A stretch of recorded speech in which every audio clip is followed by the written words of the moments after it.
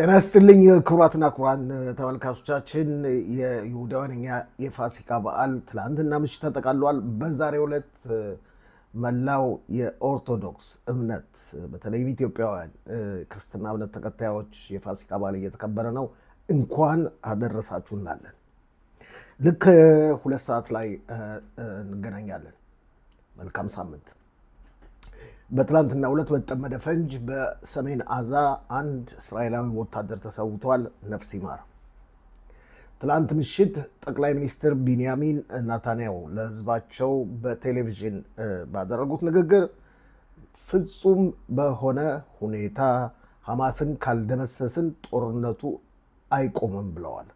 ስለዚህ ሐማስ እንደሚደመሰስ ትላንትና ምሽት ለህዝባቸው በሰፊው ተናግረዋል። ይህን በማስመልከትም በ2 ሰዓት የዜና ዝግጅታችን አጭር መግለጫቸውን ይዘን እንቀርባለን።